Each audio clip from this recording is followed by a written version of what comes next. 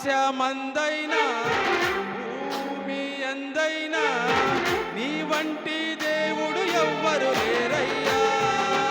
యేసు ఆకాశమందైనా భూమి అందైనా నీ వంటి దేవుడు ఎవ్వరు లేరయ్యా.